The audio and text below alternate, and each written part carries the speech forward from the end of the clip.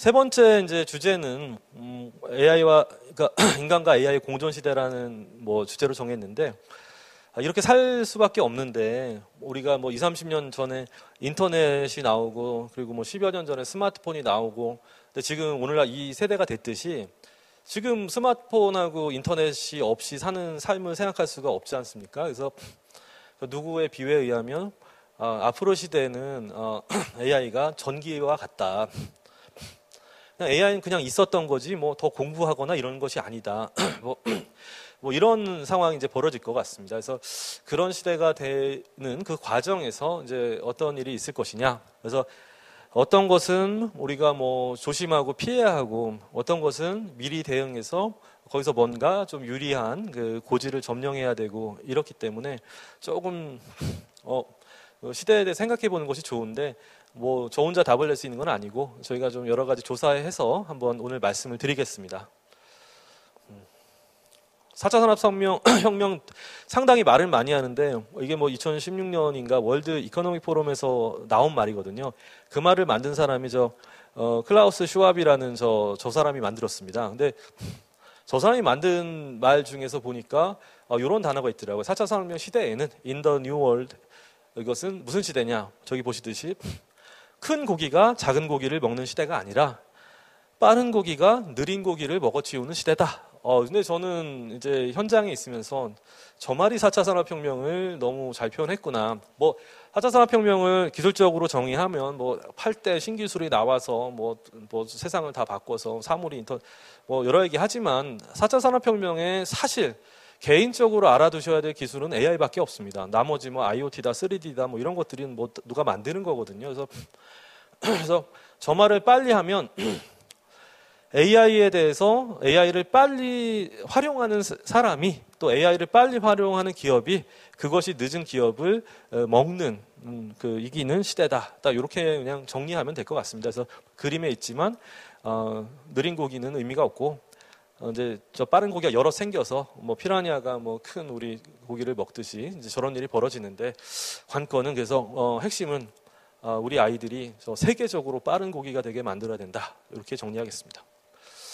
그러면 이제 이 다가오는 뭐 앞으로 이제 필연적인 시대가 어떻게 변했느냐가 중요합니다. 이제 지나간 날은 다시 돌아오지 않습니다. 뭐 지나간 우리가 요새 지나간 프로 보면 그래서 유튜브 감상 습관에도 40대 이후는 하는 일이 추억 소환하기가 제일 많이 하고요.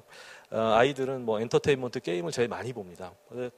추억이 다시 돌아올 리가 없는 것이 세상이 완전히 변했기 때문에 저 그래프 상에서 보자면 회상이 저렇게 꺾였습니다. 슬 가다가 진짜 수직선으로 수평선에서 수직선.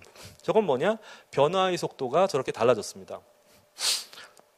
그래서 변화의 속도가 달라져서 뉴 노멀이라고 새로운 이제 표준이 된 거거든요. 저건 이제 지금 우리가 이제 코로나가 새로운 표준이 되면 안 되지만 이런 식으로 뭔가 이게 이제 개선이 안 되고 계속 그런 건데 이제 게임의 규칙이 바뀌어서 뉴 노멀로 바뀌었습니다. 이제 옛날 같은 시대는 없고 앞으로는 제가 오늘 말씀드리고 싶은 요 시대입니다. 그래서 하나는 기하급수 기술 때문에 시대가 뷰카 시대, 데이터 과학 시대, AI 네이티브가 살아갈 시대로 바뀐 거고 이거 이렇게 해서 AI가 이제 경제에 아까 말씀드렸듯이 다 진입을 했기 때문에 이제 필연적으로 살아가는 모습은 경제적인 모습은 AI와 인간이 협업하는 세상에 살아야 되고 플랫폼이 세상을 지배하는 세상에 살아야 됩니다. 이것은 뭐 지금 성인들이야 이제 뭐 하던 일이 있으니까 뭐 좀 갈 수 있지만 아이들이 취업할 때는 이건 뭐 100%죠. 그러니까 요 시대를 대비해서 뭔가 공부도 뭐 준비하고 아니면 뭐 차라리 어릴 때부터 뭐 정말 부동산을 증여한다든지 다른 방법을 만들어 놔야지 저거는 성인 돼서 할 수 없고 제가 아는 대기업 인사 담당자도 하는 말이 이제 30 넘은 사람들 가르치려니 방법이 없다 뭐 이런 건데요. 지금 뭐 아무리 좋은 대기업이 갔어도 뭐 미래가 있다고 볼 수는 없습니다. 차라리 지금 공부하는 청소년들이 저 바뀐 시대에는 훨씬 더 저를 적응할 수 있고 그러한 무슨 교육을 지금부터 좀 해야 될 것 같습니다. 그래서 조금 어렵긴 하지만 꼭 이 키워드는 아셔야 되기 때문에 하나하나 살펴보겠습니다. 기하급수 기술은 뭐냐면 그냥 디지털 기술을 말하는 건데요. 디지털 기술은 저 파란 쪽에 있는 사람이 요새 이게 너무 중요하니까 무어의 법칙이라고 반도체는 2년마다 2배씩 더 좋아진다. 뭐 복잡도가 증가한다. 더 작아진다는 뜻인데요. 2년에 2배씩 좋아집니다. 그러면 여러분 뭐 기하급수가 뭐냐면 곱하기로 나가는 건데요. 2 곱하기 2는 4, 4 곱하기 2는 8, 8 곱하기 2는 16, 16 곱하기 32, 3 이런 식으로 나가는 건데 이게 이제 처음에는 뭐 그냥 셀 수 있는 숫자인데요. 저게 좀 보시면은 한 12개만 넘어가도 숫자가 너무 길어서 읽을 수도 없습니다. 그래서 기술이 저렇게 천천히 가다가 갑자기 확 빨라지게 발생하는 기술이 기하급수 기술인데 디지털 기술은 다 기하급수 기술입니다. 근데 문제는 뭐냐? 인공지능이 나오고 하면서 모든 어떤 산업과 사물과 일에 디지털, 인공지능이 적용이 되기 때문에 이제 모든 부분이 저런 기하급수 기술이 되는 것이고 이게 발전이 저렇게 일어난다. 이게 발전이 서서히 일어났다가 뭐가 나오고 나면 코로나 본 듯이 잡을 수가 없다. 세상이 확확 바뀐다. 이렇게 이게 이제 상시적으로 일어날 일입니다. 옛날에 뭐 회사가 망하더라도 10년은 갔는데요. 요즘 뭐 회사가 뭐 재벌이 나왔다 3년에 나왔다 3년에 망하기도 하고 이런 식으로 속도가 훨씬 빨라졌습니다. 또 하나 이제 중요한 것이 기술이 빨라지고 인터넷도 뭐 통신 수단이 빨라지고 결정적으로 인터넷 때문에 그런 건데 지금 인터넷으로 연결되셔가지고 뭐 저기 어머님 분이나 뭐 아이들이나 우리 카카오톡을 얼마나 많이 쓰고 있습니까? 옛날에 안 읽어도 될 메시지하고 이런 것들 생각해 보시면 얼마나 뭔가 좀 복잡해지고 번잡해졌다 이렇게 볼 수 있고요. 실제로 뭐 이게 개인 삶도 그렇지만 기업에서도 마찬가지라서 1955년 뭐 우리 6.25 전쟁 끝나고 미국 기업보다 지금 미국 기업이 하는 일이 복잡함이 6배 복잡하고 여기서 조직 간에 왔다 갔다 하는 것은 35배 복잡하다. 이렇게 됐습니다. 그래서 이게 의미하는 바는 너무 복잡해서 사람이 처리하기가 힘들다. 이렇게 생각하시면 될 것 같습니다. 그래서 이 복잡성하고 앞에 나온 급격한 변화 때문에 나온 말이 뷰카 시대입니다. 뷰카는 변동성, 볼레틀러티하고 불확실성, 언서튼티하고 복잡성, 컴플렉시티하고 앰비규어티, 모호함하고 하도 빨리 변하고 하도 불확실하고 하도 복잡하고 모호하다. 그러니까 이제 딱 떨어지는 게 하나도 없는 세상이 돼버렸습니다. 이게 이제 이런 말이 이제 뭐 2010년대부터 미국에서 나왔는데 저게 정말 정확한 말이다. 이제 앞으로는 사람이 뭐 어른들이 내가 30년에서 다 알아 뭐 이런 말을 감히 할 사람이 없습니다. 너무나 복잡해서. 그래서 그런데 이제 그러다 보니까 이제 그러면 오늘날에 이 시대에 살아갈 사람들은 어떤 능력이 있어야 되냐? 거기 보면 회복 탄력성 이거는 뭐 내가 넘어져도 일어날 수 있는 것이고요. 민첩성 이제는 뭐 불확실한데 빨리빨리 이렇게 움직여야죠. 그래서 애질러티라고 부르는데 그래서 이제 기업들 가면은 애자일형 인재가 필요하다. 민첩한 인재가 필요하다. 시키면 하는 사람은 안 된다. 알아서 척척 해야지. 이런 것이 있고 또 하나는 너무 복잡하다 보니까 소비자건 뭐 어떤 기업이건 다 단순한 것만 먹힙니다.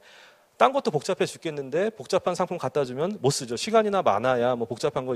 그러니까 우리가 뭐 디자인이나 이런 것들 보면 다 깔끔하지 않습니까? 요즘 지금 나오는 옛날 애니콜 폰하고 지금 나오는 아이폰하고 삼성폰하고 비교해 보시면 얼마나 단순해졌는지 알 수 있을 겁니다. 그리고 모호해졌지 않습니까? 이게 뭐 확실한 게 없고 알 수가 없으니까 근데 이걸 피하면 안 됩니다. 모호해도 계속 질문하면서 알아가는 그런 걸 이제 호기심이라고 부르는데 그런 능력이 없으면 어떻게 되겠습니까? 이제 정말 머리 아프고 진짜 뭐 상실감에 빠지고 살 수가 없습니다. 그래서 저렇게 네 가지가 좀 되게 중요한 능력이다 이렇게 있는데 그래서 이제 이거 누가 정리하기를 맥킨지라고 세계에서 제일 좀 큰 컨설팅에서 정리하기를 산업혁명 때보다도 우리 19세기에서 산업혁명보다도 10배는 더 빠르고 300배는 더 크고 3000배는 더 강하다. 그러니까 우리가 4차 산업혁명이 3차 산업혁명, 이건 이제 2차 산업혁명인데 그때보다 이렇게 강하다는 것인데 이건 다른 말로 하면 인간이 대응하기 좀 힘들 정도로 강하다고 보시면 될 것 같습니다.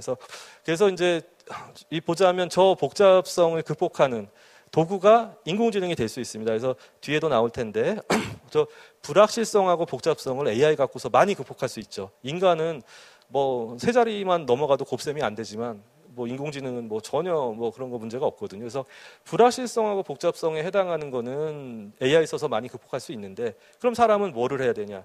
회복 탄력성, 계속 뭔가 추구해야 되고요. 될 때까지 해야 되고 호기심이 있어야 됩니다. 그래서 저렇게 이 변화하는 도구의 시대에 AI는 필수적인 도구가 됐고 불확실성과 복잡성을 줄이니까 그러니까 저걸 이용하지 않고 그냥 나는 그냥 그거 안 쓰고 그냥 종이로 계산할 거야 이런 사람은 정말 살기 어렵지 않을까 싶습니다. 그래서 이 뷰카 시대라는 단어는 꼭 아셔야 될 것 같습니다.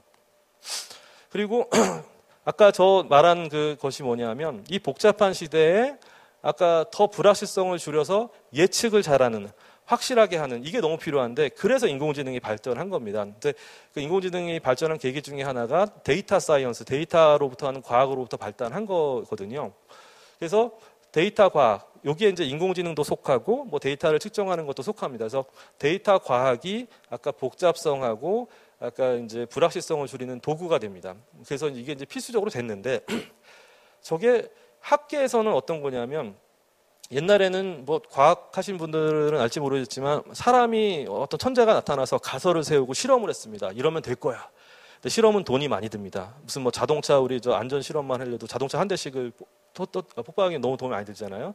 그래서 나온 게 이 컴퓨터가 나왔으니 이제 가상으로 똑같은 걸 만들어서 한번 해보자. 이제 컴퓨터로 가상 실험하는 방법이 나왔습니다. 근데 저거나 뭐가 중요한 거냐면요. 어떤 똑똑한 천재가 나와서 가설을 세워야 됩니다. 이건 이럴 거야. 왜냐하면 그걸 세워야 그것만 실험을 할 수가 있거든요.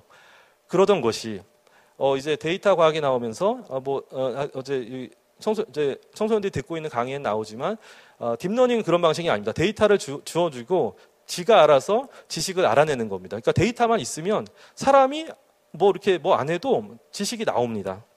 그런 방법이 개발돼 갖고 하다 보니까 이제 저희 주변에 이제 교수하는 뭐 선배나 친구들도 옛날에 엄청난 천재가 이렇게 슈퍼컴퓨터로 막 문제를 풀던 걸 저 딥러닝으로 풀고 있습니다. 그래서 이게 뭐 진짜 이제 모든 영역에 모든 학문과 과학과 뭐 사회과학에 저런 데이터 사이언스, 그러니까 데이터 사이언스의 핵심이 인공지능인데 이것이 적용이 되게 됩니다. 그래서 저게 이제 의미하는 바는 데이터 과학 교육이 청소년들한테 너무나 중요하다. 그러니까 데이터 과학은 이제 인공지능의 기초가 되는 그런 학문이 되겠습니다. 그래서 나온 게 뭐냐? 이게 2022년 아까 4차 산업혁명이란 말을 만든 그 포럼에서 나온 말인데 2022년에 저건 뭐 이제 어떤 지금 직장인을 위한 거지 않습니까? 근데 저게 의미하는 게 큰 게 회색으로 지는 직업은 무엇이냐? 저렇게 공장에서 노동하거나 이런 전문가가 갖고 있던 기술, 손재주, 참을성, 그리고 암기력, 그리고 뭐 웅변 뭐 이런 겁니다. 그래서 저게 얼마나 소중한 능력이었습니까? 옛날에 저런 사람이 되라고 그랬는데 저런 능력은 지는 직업이 됐고요. 커가는 능력은 저기 Analytical Thinking and Innovation, 분석적으로 사고해서 혁신하고, 액티브 러닝, 그러니까 능동적으로 공부하고, 크리에이티비티, 여기 뭐 호기심을 갖고 뭐 등등등 사실 뭐 이런 것으로 완전히 바뀌었습니다. 근데 좌측의 능력이 정확하게 데이터 사이언스 능력입니다. 그러니까 데이터 과학을 할 수 있는 능력이 모든 기업이 제일 선호하는 그런 능력이 돼버렸습니다. 그러니까 이건 미국 거니까 이제 이미 이렇게 다 변했다고 보시면 될 것 같습니다. 또 하나의 관점이 뭐냐면, 그럼 아이들이 살아갈 때 우리가 아이들이 지금 부모님 세대랑 경쟁하는 게 아니지 않습니까? 그들은 그들끼리의 이제 경쟁하는 세대인데 항상 세대 차이는 나게 돼 있습니다. 왜냐하면 저 미국 사회학자가 분석해서 했는데 베이비붐 세대, 요새 은퇴하시는 분이죠. 근데 저건 미국 건데, 그리고 X세대라고 좀 살만할 때 태어난 사람들, 그리고 이제 컴퓨터 나오고 태어난 사람들인데, 밀레니얼 세대, 스마트폰 나오고 태어난 Z세대, 이렇게 해서 세대들이 다 다른데, 저 성격이 다릅니다. 우리 전쟁 끝나고 나면 돈 벌어야 되니까, 저렇게, 그냥 이념이 중요해, 물질이 중요해, 세계화가 중요해. 근데 요새 Z세대만 해도 저기 보시면 상당히 현실적이고 윤리적인, 저게 왜 그렇겠습니까? SNS를 쓰다 보니 남의 주위 시선을 안 볼 수가 없지 않습니까? 그러면 윤리를 안 지키면 어릴 때부터 이렇게 그러니까 자연스럽게 이제 세대가 형성이 됩니다. 그래서 이제 현재 Z세대 95년 이후생도 여가 시간에 뭐 하나 조사해 봤더니 유튜브 감상이 친구 올리기보다 훨씬 많더라. 저게 말하는 건 뭐냐? 스마트폰을 달고 살다 보니 스마트폰 속에 더 오래 사는 것이고, 그러면 뭐가 되냐? 옛날에 저희가 화장품 쪽도 좀 하고 있는데 화장품을 온라인으로 안 산다고 생각했는데 요새 온라인으로 화장품을 오프라인보다 더 많이 삽니다. 체험이고 뭐고 중요하지 않고 이 Z세대만 해도 스마트폰이 현실보다 더 현실적이다. 이제 현실이 더 중요하고 오래 산다고 볼 수 있어서 꼭 부모님 입장에서도 뭐 현실에서 뭘 잘해야 돼 이럴 필요가 없습니다. 이 사람이 어제 뭐 이원 원장님이 말씀하신 아바타 속에서 잘해도 잘하는 겁니다. 그래서 이런데 이전에 이런 세대에 대해서 잘 연구한 미국의 사회학자가 예측해 보니 2005년생부터 2020년생 사이는 다원주의, 그러니까 다양성을 존중한다. 그러니까 이를테면 이제 뭐 팬클럽을 뭐 여러 개 한다든지 전문성이 또 중요하게 생각하고 뭐 윤리를 넘어서 의무를 생각하고, 그러니까 어떻게 보자면 혼자 조용히 말 잘 듣고 사는 세대다. 이렇게 이 사람들은 예측을 하고 있습니다. 근데 그러던 것이 코로나로 더 가속이 되지 않을까 싶은 상황이고, 그래서 아이들의 세대는 지금의 스마트폰을 쓰는 것보다 한 10배 이상 AI를 더 많이 쓰게 되는 그런 세대가 될 겁니다. 그래서 그런 세대가 되면 그러면 어떤 식으로 좀 이렇게 모델이 변할까, 이게 생각할 필요가 있는데 제가 한번 생각해 보면 이런 게 많아질 것 같습니다. 그래서 저 위에 보이는 장인처럼 아까 다원성, 전문성을 가졌다. 이건 장인이지 않습니까? 나 하고 싶은 거 하나 잘하는.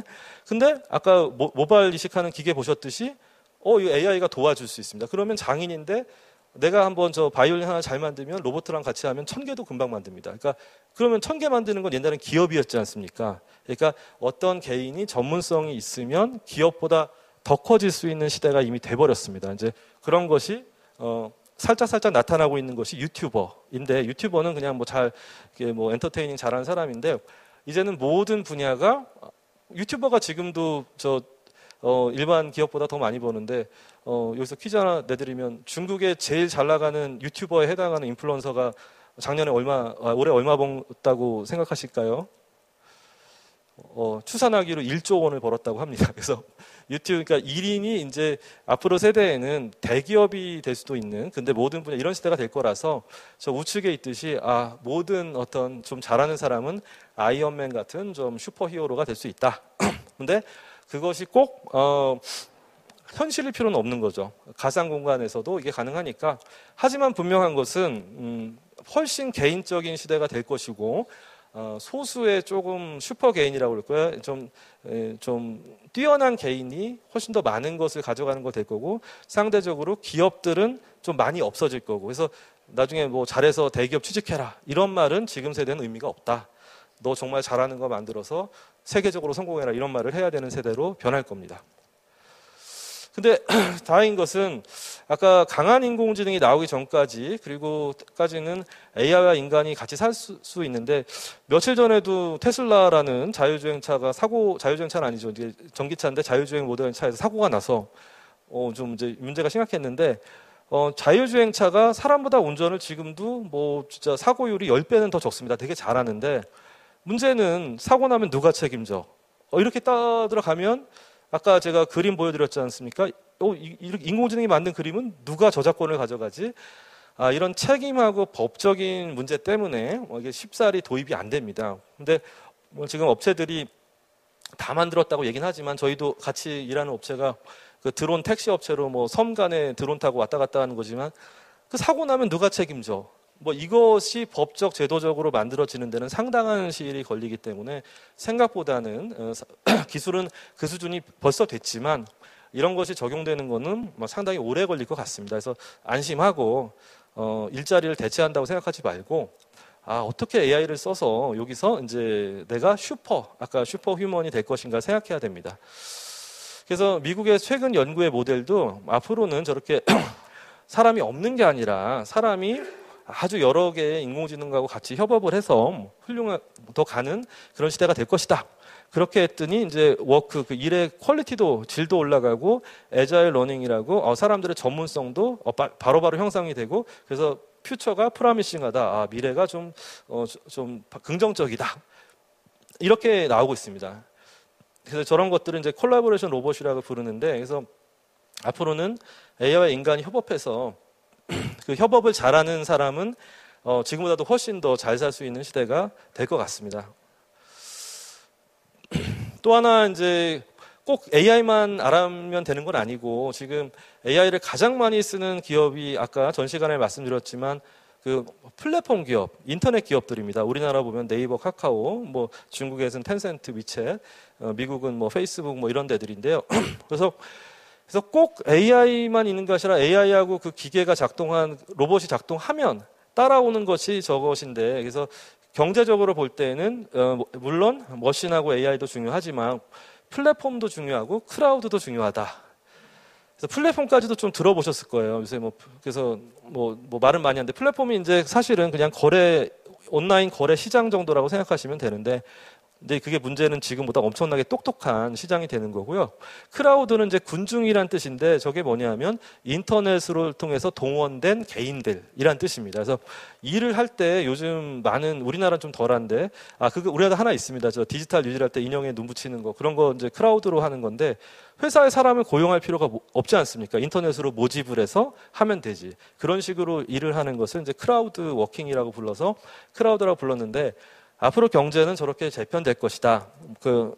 기계하고 AI를 쓰고 플랫폼을 통해서 클라우드 방식으로 일을 하게 재편될 것이라고 저건 이제 MIT였나? 미국 하버드 경제학자가 저렇게 예측을 했습니다. 그러면 그 하나하나가 중요하기 때문에 좀 알아보겠습니다. 그래서 지금 보셨지만 계속 느는 노동자가 뭐가 있습니까? 택배 노동자와 대리기사, 또 배달 이런 것도 있지 않습니까? 그래서 저것도 옛날 거지만 저런 것들을 어떤 이제 플랫폼이 중개해서 일을 하는 것을 플랫폼 노동이라고 부릅니다. 근데 그 플랫폼 뒤에는 인공지능이 탑재가 돼 있어서 너무 일을 잘 시킵니다. 무슨 감독을 사람이 하면 쉴 틈도 있는데 AI는 그런 게 없지 않습니까? 아주 효율적으로 하다 보니까 사실 부작용이 일어나서 택배 사고도 많이 일어나고 그 기사가 너무 필요한 사고도 일어나고 이런 것이 있는데, 근데 앞으로 이제 그런 것뿐만 아니라 상당히 많은 부분이 다 그냥 플랫폼 노동, 회사로 볼 때는 누굴 고용하는 것보다 아주 잘하는 개인을 고용하는 것이 낫고, 더군다나 앞으로는 그 개인이 인공지능을 쓸 거기 때문에 일을 너무 잘할 수 있기 때문에 다 모든 것들이 변할 것 같고, 근데 여러분은 아직 잘 안 보여지지만 여기 이제 IT 개발하고 프로그래밍도 이미 플랫폼으로 많이 넘어왔습니다. 옛날 같으면 소프트 프로그램 만드는 회사에 부탁을 해서 이렇게 했는데, 지금은 상당히 큰 산업 부분인 그런 부분, 눈에 보이는 부분 아니고 눈에 안 보이는 인터넷 부분은 거의 플랫폼으로 넘어온 상태라서 이 플랫폼으로 노동을 한다, 이런 개념은 앞으로 더 커질 수밖에 없습니다. 그럼 왜 그렇게 하느냐? 저기 이제 프링글스 칩인데요, 과자인데 저기 파란 녹색으로 저 칩 안에다가, 감자칩에다가 그림을 그렸잖아요. 저거를 만약에 기업에서 연구원들을 데려다가 일을 시키려고 그러면 저게 엄청난 비용이 소요가 되는 건데, 저걸 인터넷에 올려서 야, 이거 할 수 있는 기술자 나타나봐, 이렇게 플랫폼을 통해서 클라우드, 아까 이제 동원 방식으로 해가지고 저걸 정말 몇 천만 원에 만들어냈습니다. 그리고 밑에 거는 이제 넷플릭스라고 여러분이 쓰시는 그 동영상 보는 것들이 지금 100조도 넘는, 진짜 우리나라 방송국 다 합친 것보다도 더 큰 회사인데, 저 회사가 추천해주는, 여러분들한테 보고 싶은 영상을 골라주는 것들을 자기네 만든 거를 3년 동안 저 플랫폼, 그러니까 인터넷 아무나 이걸 한번 개선해봐 하는 걸 가지고서 개선을 했습니다. 그래서 종래에는 플랫폼이라고 해서 아주 그렇게 단순한 일을 하는 것이 아니라 연구가 엄청나게 필요한 일을 다 저런 식으로 이제 처리하게 됐습니다. 왜 그러냐면 우리 연구원 보시면 전공 하나만 잘하는 거지 다 잘하는 것이 아니지 않습니까? 그래서 내가 무슨 화학회사에 있는데 기계만 잘하는 전문가가 없습니다. 근데 그 사람을 뽑아? 그럼 연봉이 몇 억이고, 그거 말이 안 되는 거라서 이미 이제 활발하게 이미 저런 일이 미국 대기업들은 하고 있고, 여러분이 간단히 생각해 보셔도 알겠지만 저 옥탑방의 문제아들이라는 프로그램을 보시면 저게 아무리 똑똑한 한 사람도 풀 수 없는 20개의 문제인데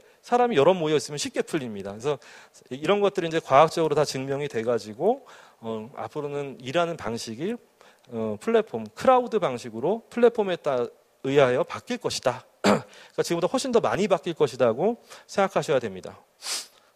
그리고 이게 또 되게 중요한 겁니다. 제가 이 말을 왜 드렸냐면 AI만 중요한 게 아니라 이 네트워크, 플랫폼하고 클라우드로 돼 있기 때문에 저렇게 세상은 다 연결된 상황인 거죠.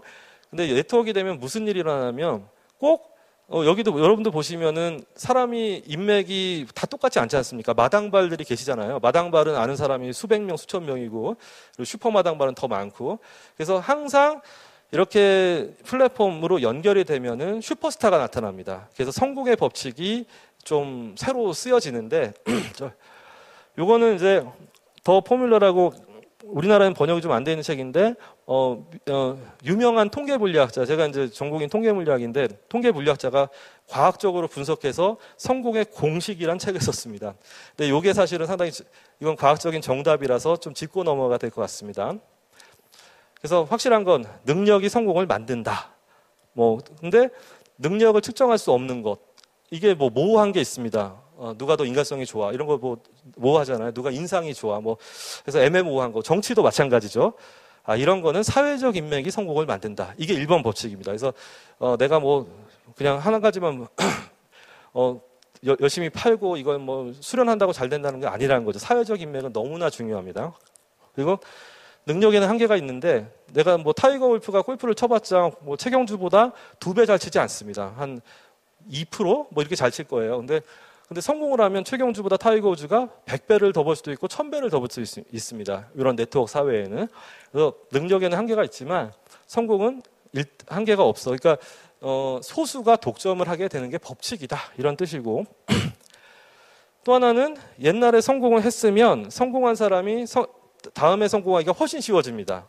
그래서 여기가 성공했던 경험하고 현재 능력을 곱한 것이 미래 성공의 가능성입니다. 이게 뭐냐면, 유튜브를 먼저 시작해서 팔로워를 많이 모으면 이 사람을 따라잡을 수가 없습니다. 그 사람이 똑같은 수준만 해도 옛날에 했던 그 실적의 곱하기가 되기 때문에, 그래서 무엇이든 좀 빨리 성과를 내줘야 된다. 그러니까 성공을 빨리 해야 똑같이 노력하더라도 이제 곱하기로, 그러니까 아까 기하급수가 되기 때문에 따라잡을 수가 없습니다.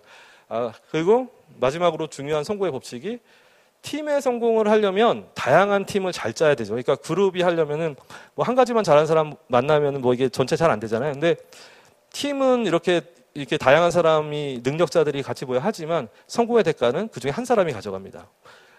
딴 말로 하면 리더가 다 가져가는 게임이 되는 거다. 그래서 그러니까 이것을 이제 굳이 말씀드린 건, 인공지능 시대라고 혼자 열심히 수학만 하면 되는구나, 이건 절대 아닙니다. 그래서 어떤 일이 일어났냐, 이거 해도 너무한다고 그래서 피케티라는 사람이, 경제학자가 책을 썼습니다. 썼더니 옛날에 이제 우리가 옛날에 그 록펠러 나올 그 시대보다 더 지금 부의 집중이 심해져서 소수의 개인 0.1%의 상위 부자들이 하위 90%가 가진 돈을 이상을 갖고 있습니다. 근데 이게 더 심해져서 말에 의하면 0.001%가 다 가져갈 거란 말도 있는데, 이거는 이제는 걷잡을 수 없는 추세가 될 것 같습니다. 그래서 이 트렌드는 이제 과학적 법칙으로 거의 막을 수 없는 정도의 트렌드입니다. 그래서 이제 지금까지 말씀드린 공존 시대의 핵심을 정리해 보겠습니다. 핵심은, AI 공존 시대는 아까 AI가 사람을 지배하는 시대는 아닙니다. 개인이 AI를 써서 연결된 시대고, 이 시대에는 AI 활용을 잘하고 사회적 네트워크가 있는 사람이 초격차를 벌린다. 이 삼성이 만든 말인데, 아무리 해도 따라잡을 수 없는 격차를 벌린다. 이런 일이 정말로 과학적으로 일어난다는 거 이제 생각하시면 될 것 같습니다. 그래서 이제 요새 유명한 책 제목 중에 평균의 종말이라는 책이 있는데요. 지금 우리는 수십 년간 정말 평등하게 살았습니다. 근데 우리가 100년 전만 가도 왕하고 무슨 정승하고 서민이 같지 않지 않습니까? 이제 다시 이제 그런 시대가 오는 것이고, 그런 시대의 핵심은 AI 활용 능력하고 또 하나는 사회적 네트워크다. 그러니까 두 개를 같이 키워줘야 우리가 이제 우리 아이들의 미래가 있는 것 같습니다. 그러면 이런 법칙을 증명한 사람들이 있습니다. 그래서 유명한 세 사람인데, 저희 중에 두 사람은 저랑 공통점이 이제 학부에서 물리학을 전공하고 전공을 공학으로 바꿨다.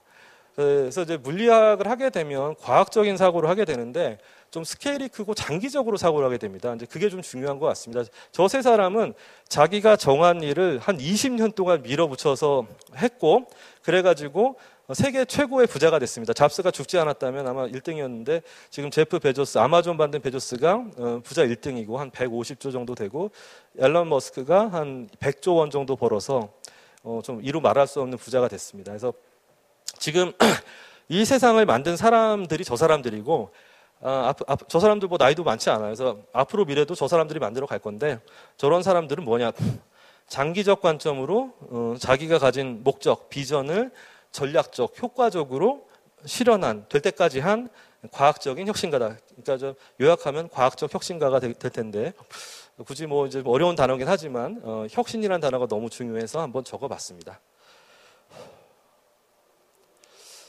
그래서 지금까지는 이제 변화한 시대가 어떻게 변화할지 진짜 이제 그 어떤 사람이 인재가 되고 정말 성공할지를 알아본 거고요. 그러면 무엇을 해야 되느냐? 요걸 좀 생각해 보겠습니다. 이건 뭐 저랑 다르게 생각할 사람도 있을 텐데, 저는 뭐 제 입장에서 반성해 보면 어렸을 때 제가 이랬으면 좋겠다고 한 걸 좀 적어봤습니다.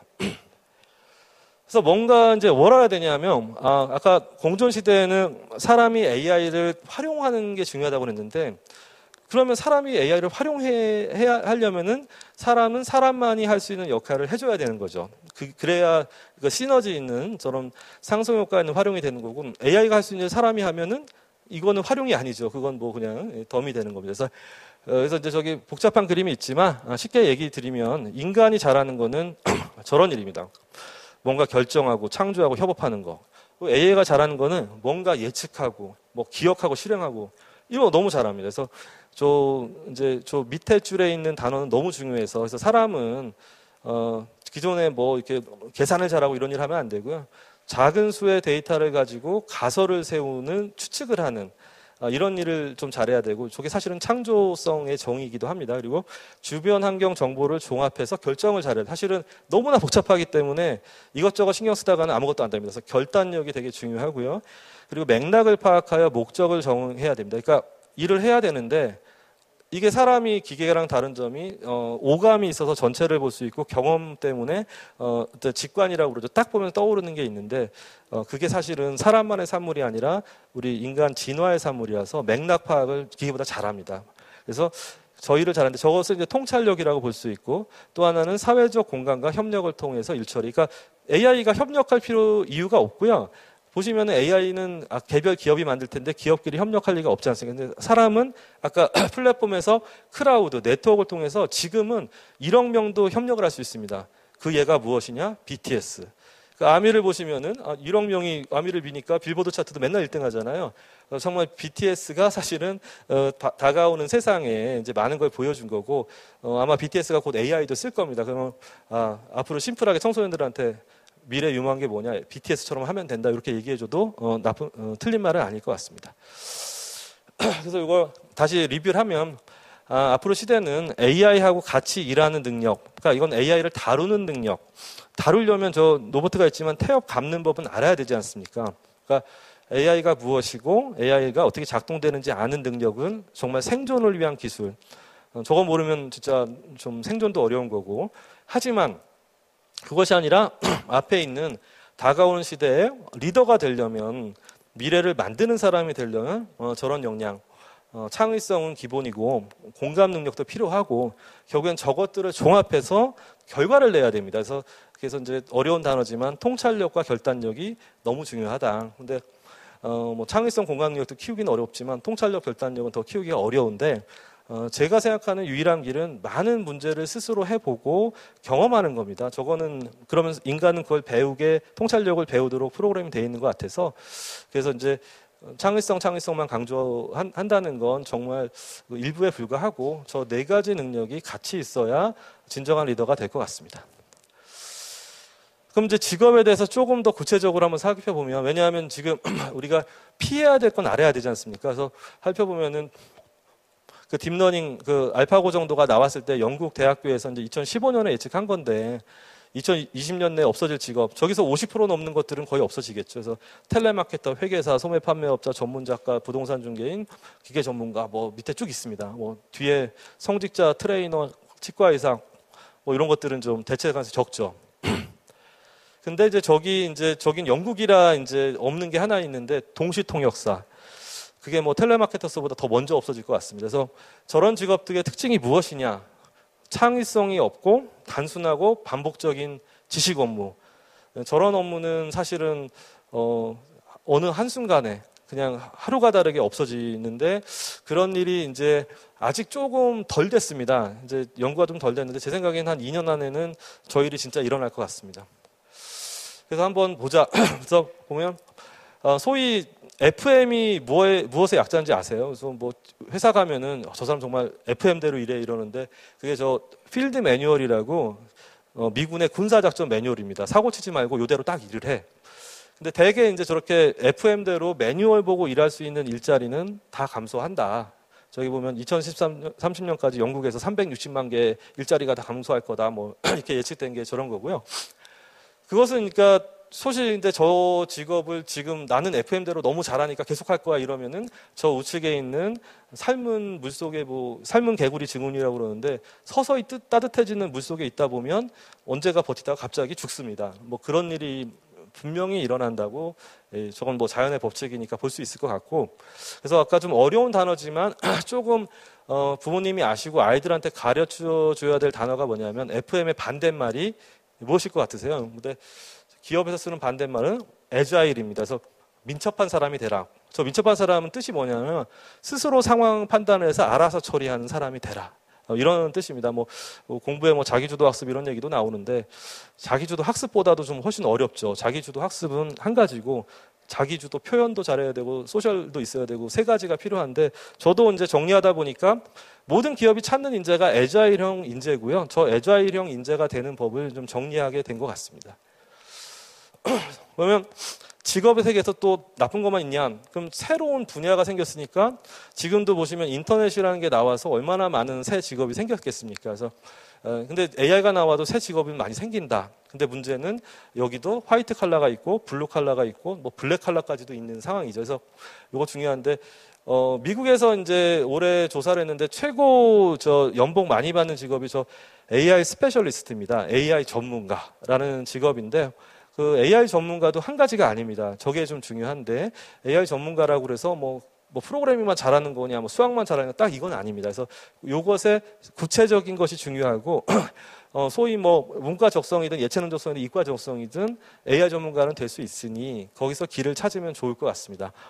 그래서 AI 화이트 컬러 즉 AI 전문가는 뭐냐? AI를 만드는 사람들인데 사실은 AI 만드는데 필요한 기본 기능적인 기능은 알고리즘 전문가하고 데이터 전문가입니다. 그래서 알고리즘 전문가는 좀 수학과에 가까운 거고 데이터 전문가는 이제 아까 컴퓨터학과에 좀 하고 통계학과에 가까운 겁니다. 그래서 두 가지 전문가는 새로 각광을 받는 직종이고, 근데 이것들이 어느 정도 이제 인프라가 갖춰져서 한 5년 안에는 저 인력도 사실은 과잉이 일어날 수 있습니다.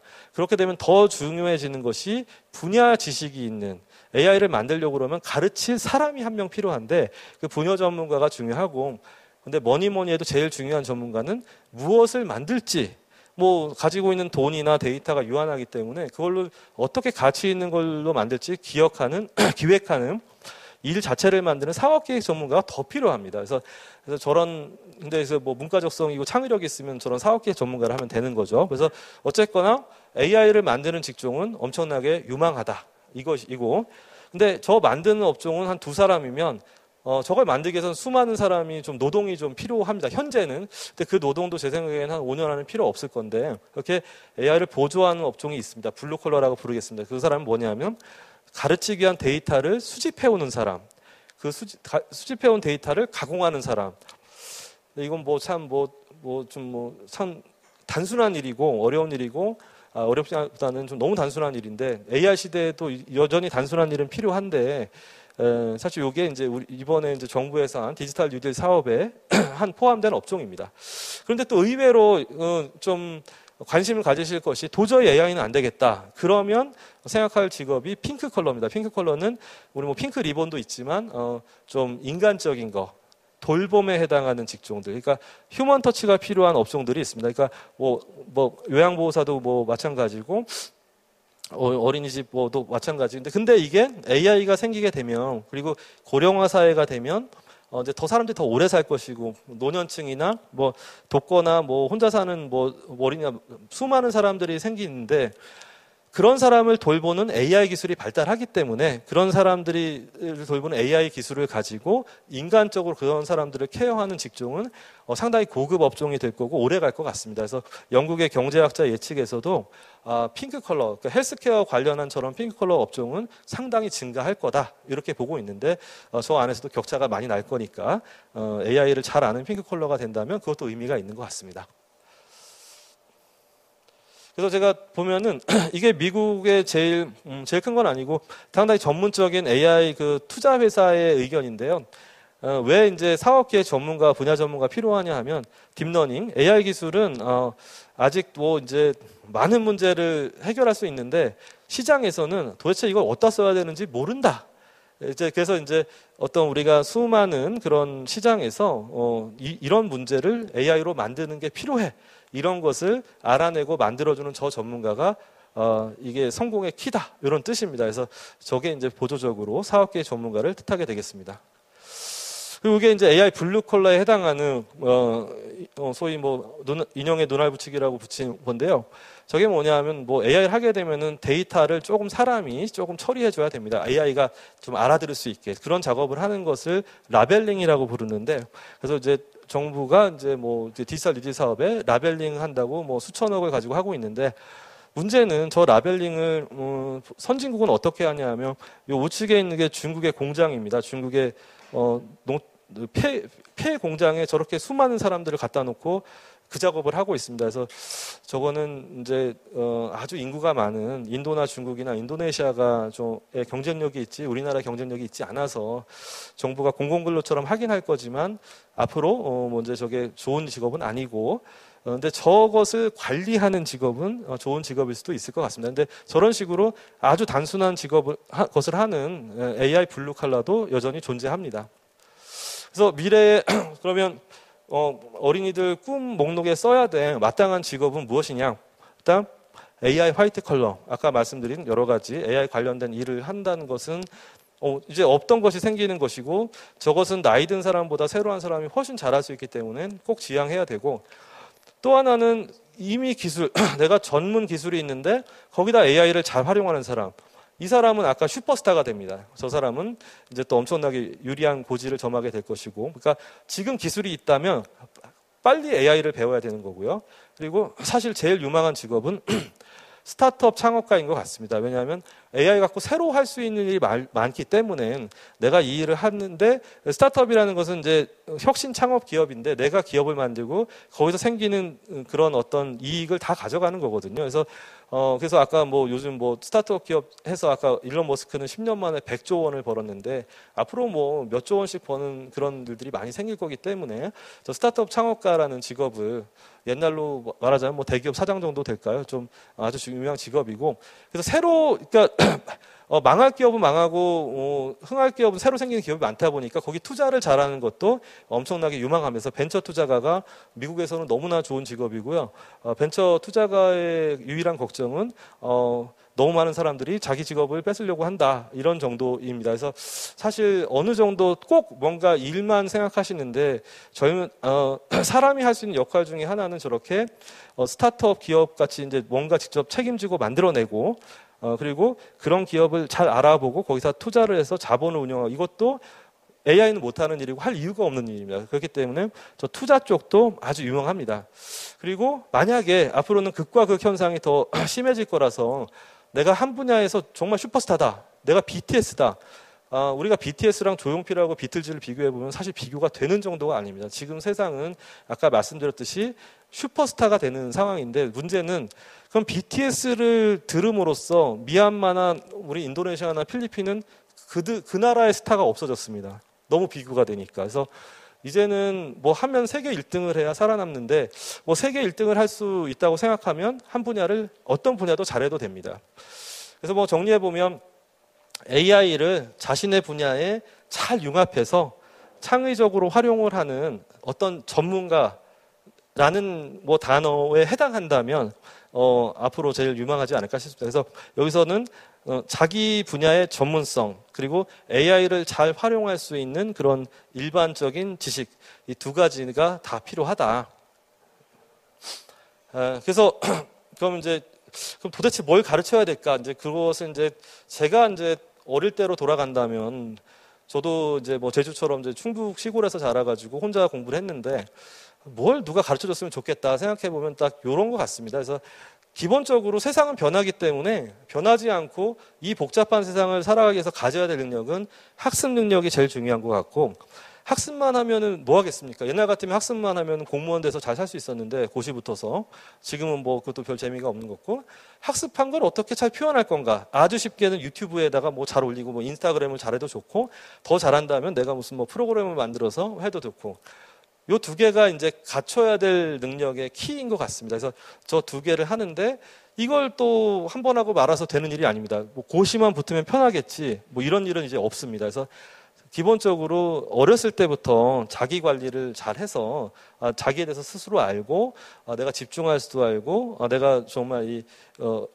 정신적 문제가 생겨도 이걸 돌파할 수 있는 어떤 취미라든지 전 도구도 있고 그리고 이제 아까 말씀드렸듯이 리더십을 가져야 되기 때문에 내 의사를 잘 전달하고 남의 의사가 뭔지 소통을 할 수 있어야 됩니다. 그래서 저 세 가지 능력, 학습 능력, 표현 능력, 자기 관리 능력을 길러줘야 되는데 이제 그것의 기본이 무엇인지는 저도 좀 교육학자, 심리학자들하고 연구해 보려고 하고 있습니다.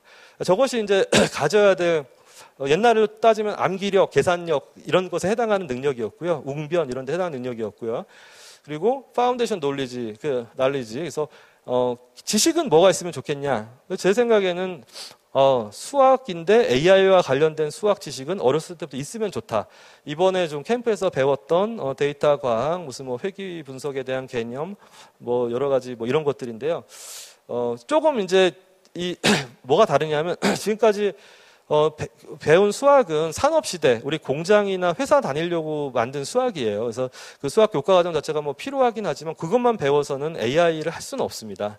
그것보다 이제 중요한 것들이 몇 개 있는데, 그래서 AI를 위한 수학을 배우면, 아까 얘기한, 과학적 사고도 배우고 또 컴퓨터를 다루는 컴퓨팅 사고도 배우기 때문에 다 배울 수 있지 않을까. 그래서 지금처럼 교과 과목을 나눠서 뭐 수학, 컴퓨터 무슨 뭐 이렇게 따로 쓰지 말고 그냥 AI 수학이란 과목을 잘 만들어서 이건 이제 어른들이 할 역할인데 그걸 아이들이 배우면 좋겠다. 저희가 이제 이번 캠프에 한번 해봤고 앞으로 저걸 하려고 하고 있습니다.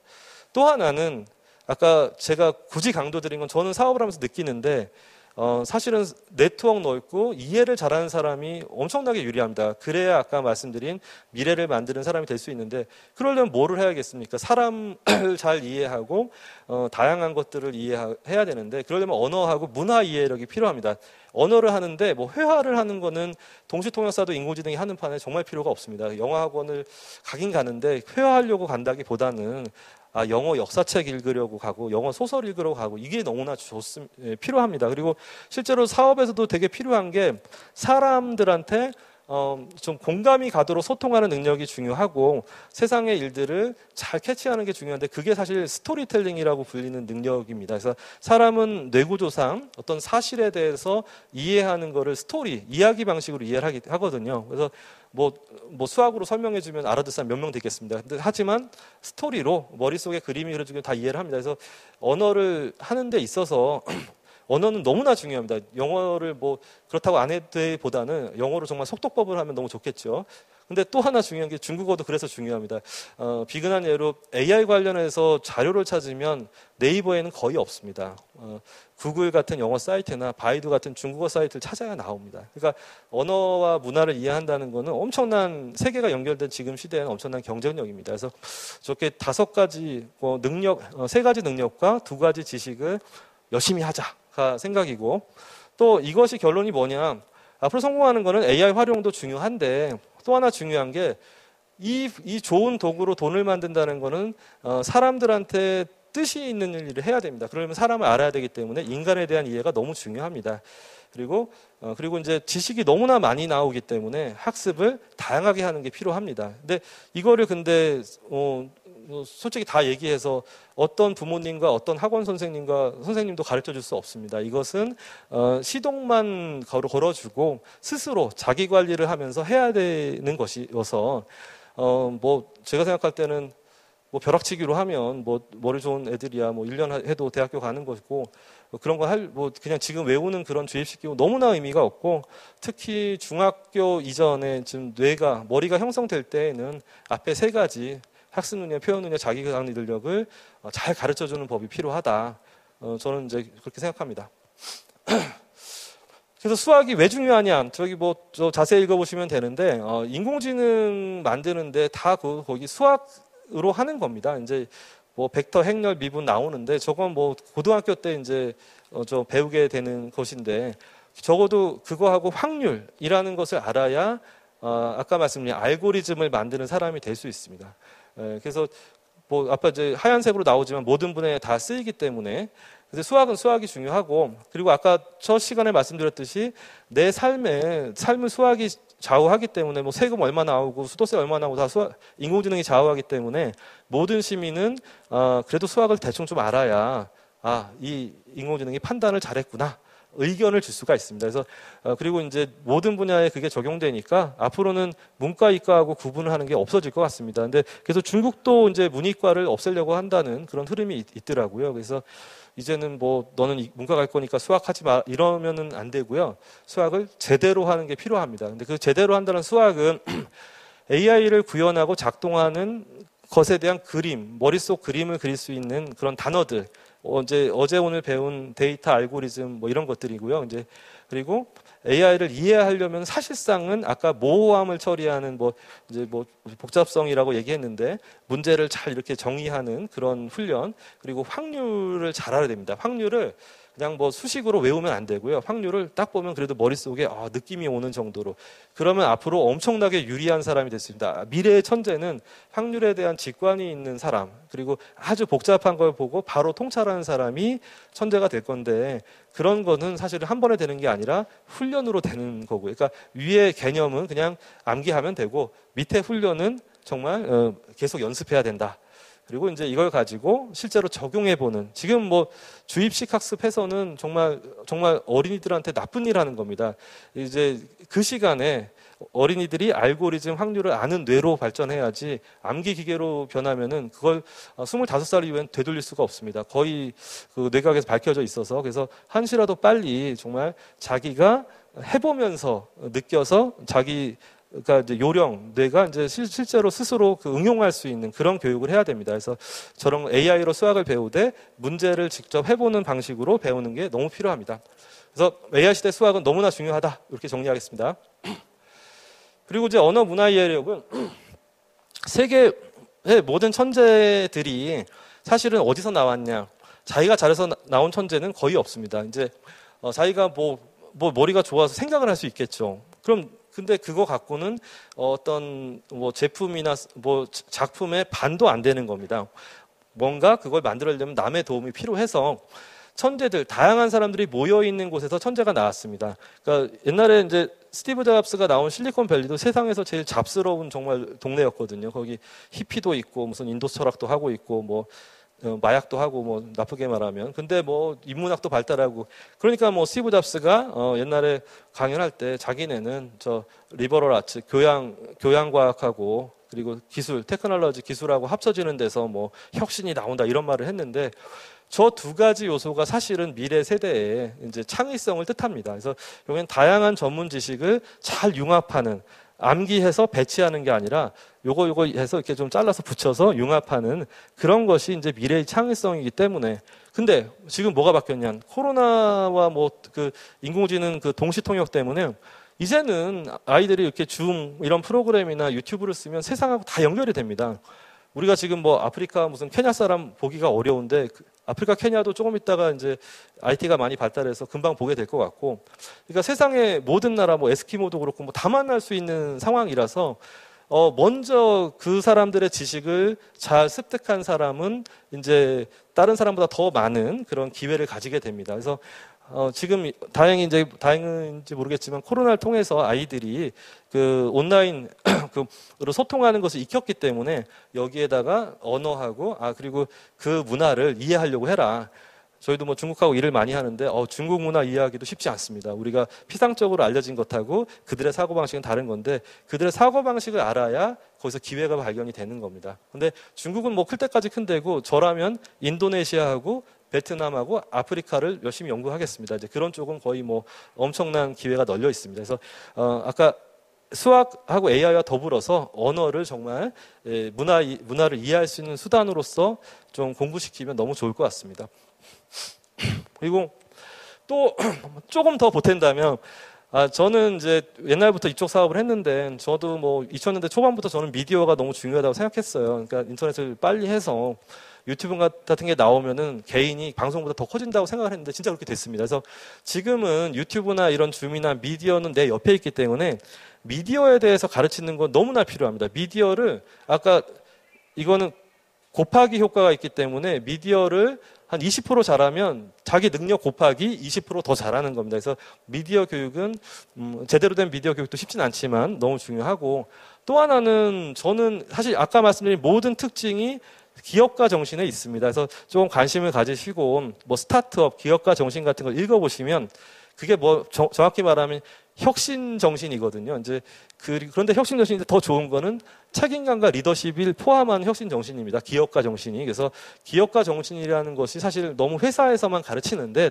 저 기업가 정신을 좀 아이들한테 좀 알려줬으면 너무 좋겠다. 그래서 뭐 더 아까에 덧붙여서 꼭 필요한 수학하고 언어에 덧붙여서 더 배운다면 미디어와 기업가 정신이라는 옛날에는 없던, 저거는 10년 전에는 없던 거거든요. 저런 것들을 가르쳐주면 좋겠다 생각이 듭니다.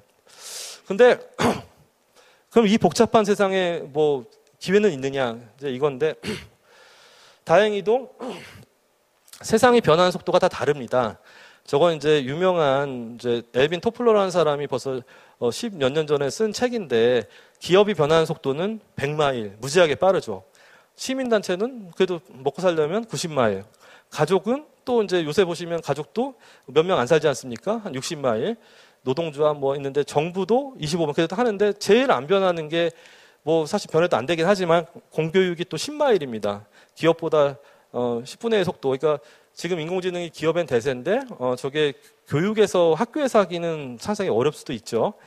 그리고 더더 안 변하는 건 정치하고 법은 원래 안 변합니다. 그래서 지금 차이가 뭐가 있냐면 그냥 공교육, 일반적인 교육하고 에서 이제 이 좀 우리가 변수가 됩니다. 반면에 옛날 같으면은 이런 줌도 없었고 세상이 연결되지 않아서 내가 공부하려고 그러면 책을 사서 봐야 되는데, 그 서울에 살면은 뭐 큰 교보문고 가서 10,000권 중에 고르겠지만 제주도는 그것도 불가능했지만 지금은 정보가 너무 많아서 문제입니다. 유튜브만 봐도 세계 제일의 기타리스트도 될 수 있고 도대체 뭐 진짜 뭐 정동원 같은 트로트 가수도 될 수 있고 못할 게 없습니다.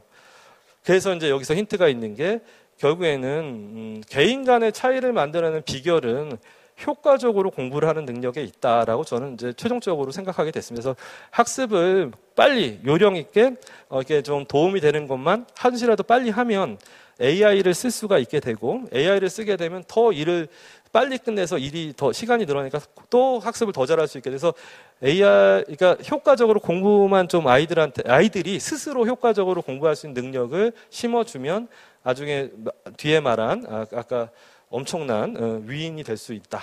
그래서 효과적인 학습 능력이 자기가 알아서 이제 유튜브나 뒤져서 배우는 능력이 제일 중요한 능력이라고 저는 생각합니다. 그래서 마지막으로 정리해 보겠습니다. 그래서 좌측의 그림은 컴퓨터를 막 처음 이 퍼스널 컴퓨터라는 컴퓨터를 만들면서 70년대 말에 스티브 잡스가 한 말입니다. 컴퓨터는 그 머리에 자전거다. 이제 컴퓨터가 나왔을 때 사람들이 도대체 이게 뭐냐, 너무 괴물 아니냐, 무서우냐 했지만, 야, 그 컴퓨터를 쓰면은 사람이 결코 못해. 사람이 아무리 빨리 우리가 뭐 뛰어야 시속 뭐 2, 30km인데 자전거 타면 6, 70km 나오거든요. 그러니까 사람이 못할 수 있는 걸 도와주는. 옛날에는 그냥 저렇게 물리적인 건데 우리 사람의 머리를 도와주는 도구라였는데, 그래서 저거를 이제 잡스가 실현을 했죠. 그때는 저 말을 아무도 안 믿었습니다. 근데 지금 누구나 컴퓨터 안 쓰는 사람이 어디 있습니까? 그래서 밑에 제가 한 거는 컴퓨터가 자전거면 인공지능은 정말 우주왕복선 로켓이다. 그 정도로 되게 큰 그것이 있어서 창조적인 사람들이 컴퓨터를 써서 지금 오늘날의 세상을 만들었듯이 이제 창조적인 아이들이 이제 인공지능을 써서 좀 엄청난 상상하지 못할 미래를 만들 수 있다고 생각합니다.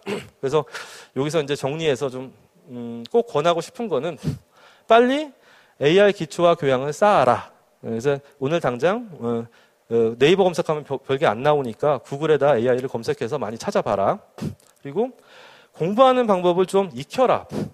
근데 공부하는 방법이 사실 좋은 방법이 요새 많이 나오고 있습니다. 그러니까 어제도 우리 발표하신 이현 원장님하고 얘기했는데 뇌 사진을 찍어보면 이 사람이 얘가 수학을 잘하는지 어떻게 공부하면 좋은지 많은 힌트가 나오고 거기에 맞춰서 효과적으로 공부할 수 있습니다. 그래서 공부하는 방법 찾아보시면 많이 나오니까 이 아이들한테 맞는 다 맞질 않습니다. 머리가 다 다르기 때문에 비법서, 아이들에 맞는 공부법을 계속 찾아줘라. 그리고 자기관리 습관을 해주는 거는 너무너무 중요한 것 같습니다. 저도 하다 보면 내가 이걸 잘했으면 지금보다 100배는 잘 됐겠다 생각하는데 자기관리라는 게 아주 단순한 거. 하루에 뭐래도 하나씩 하는 사람하고 뜨문뜨문한 사람은 너무 다릅니다. 그래서 다이어리, 자기가 스스로 뷰렛 저널이라고 찾아보시면 나오는데 그런 거 쓰면은 아마도 자기관리 습관의 반은 해결되는 것 같습니다. 그리고 앞으로 시대는 이력서, 뭐 조작된 이력서나 스펙은 의미가 없습니다. 내가 내 거를 보여주면 됩니다. 그래서 인생을 크게 계획하고 거기서 성과는 이제 내가 뭐 직장인이나 뭐 프리랜서면은 내가 만든 작품이 되겠죠. 근데 지금 어린 단계는 그건 아니니까 내가 체험하고 참여해서 뭘 자꾸 하고 그걸 기록으로 남겨라. 다른 사람이 볼 수 있는 블로그든 유튜브든 이게 이제 앞으로 미래의 스펙이 될 것 같습니다. 그리고 또 하나는 저는 사업을 이전부터 이제 교포들 뭐 미국 MIT 뭐 스탠포드 이런 교포 애들하고 좀 했는데 우리나라 사람들은 너무 생각이 좁고 굳이 옆을 안 보려고 합니다. 좀 약간은 너무 문과 위주라 그런지 모르겠지만 그래서 지금은 그런 시대가 아닙니다. 글로벌이 너무 중요하고 상대방 글로벌 시장 자체가 이제 글로벌이라서 글로벌 관점을 갖지 않으면 아무 기회도 없습니다. 우리나라 뭐 헬조선이라고 부르는데 잘 사는 사람도 자기 거 지키기 힘든데 뭐 우리 평민 서민들이 뭐가 되겠습니까? 근데 하지만 글로벌 관점으로 보면 너무나 많은 기회가 있습니다. 왜냐하면 BTS가 보여줬지 않습니까? BTS 정도면 정말 미얀마에서는 정말 신보다도 더 신기한 존재 정도 되는 거예요. 그래서 글로벌 관점 생각하는 습관을 들여줘야 되는데 그러려면은 아이들한테 정말 저렇게 글로벌 뭐 구글, 유튜브, 무크, 캣을 해외에도 좋은 게 많은데 그런 사이트라도 기왕이면 그쪽 하게 하고 저는 또 뭐 개인적으로 세계사를 좀 좋아하는데 세계사 좀 독서시키는 것이 너무 좋을 것 같습니다. 우리나라 사람이 이제 미국 사람에 비해서 스케일이 한 10분의 1 되고 중국 사람에 비해서 한 20분의 1 되는 것 같습니다. 뭐 얼마가 많이 벌었냐 생각하면 뭐 보통 걔들은 뭐 10조 이러는데 우리나라에서 뭐 1조만 얘기해도 막 거짓말하지만 막 이런 정도로 그래서 근데 뭐 꿈을 크게 크지 않으면 뭐 이건 뭐 그냥 시작부터 낭패라고 보시면 됩니다. 그래서 이렇게 해서 파란식으로 좀 제가 생각하는 좀 효율적인 언어로 썼는데 결국에는 이게 무슨 뜻이냐 하면 누가 시키는 일을 하면 필패고 스스로 자기를 돌아보면서 요령 있게 이제 계속 학습을 할 수 있으면 이제 훌륭한 인재가 될 거다. 이렇게 이제 말씀을 정리할 수 있을 것 같습니다.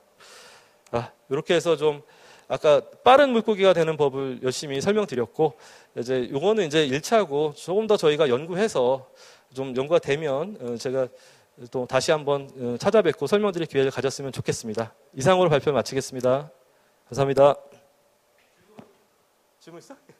질문 있을까요? 혹시 뭐 질문 있으시면 뭐 이렇게 톡방에 좀 올려주시면 한 두세 개 정도는 한번 답해 보겠습니다.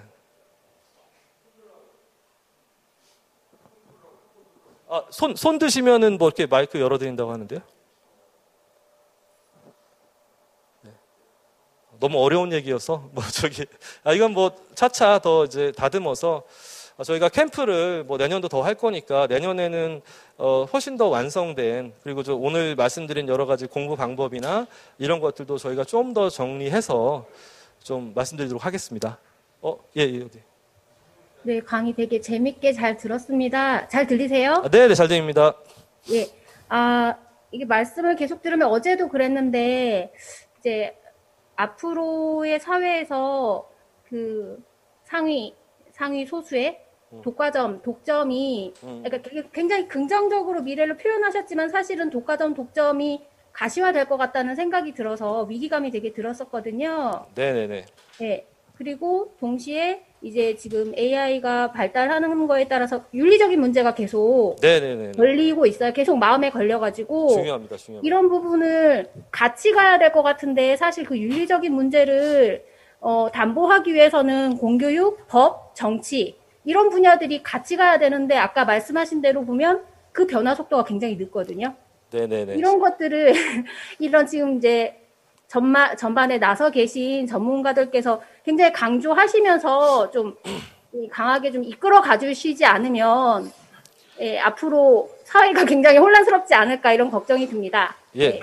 맞으시는 게 뭐 옛날에 컴퓨터만 해도 좀 공부하면 따라잡을 수 있었고 지금 뭐 정부에 그래도 컴퓨터는 조금 아는 사람들이 있어요. 뭐 좀 전산과 갔다가 공부해서 고시 붙은 사람도 있고 근데 AI는 제가 만나본 솔직히 많은 공무원들과 CEO들과 등등등들이 아까 빅데이터로 알고 계세요. 아까 딥러닝이 이렇게 무서운 거고 이렇게 세상을 바꾸는 걸 너무 몰라요. 근데 이제 미국하고 중국은 그렇지 않거든요. 왜냐하면 다 공대생들이 지금 다 아까 저 물리학과나 뭐 전작과 사람들이 세계적 재벌이고 그리고 중국만 해도 칭화대학교라 공대가 너무 세기 때문에 고급 관료 중에서 공대생가 너무 많아요. 그래서 중국은 진짜 어떤 민간의 의견을 한 번에 딱 받아들여서 자기가 정리해서 정책을 그냥 뭐 막 실현합니다. 근데 문제는 자 국민을 잘 감시 감독하자 이런 전략을 해서 문제인데, 근데 우리나라는 사실은 정책 위반자들이 이해도 못하는. 근데 이해하려면 시간 투자가 필요한데 뭐 그리 바쁜지 공부를 너무 안 해서 뭐 그건 기대할 수가 없고. 근데 제가 드는 생각은 이미 그런 시대는 끝난 것 같습니다. 지금 뭐 여론조사에 왔다 갔다 이제 정책도 결정되고 제가 생각할 때는 조금 있다가 유명 유튜버가 다 장관할 것 같고 지금 이 정도로 세상이 좀 바뀌었고요.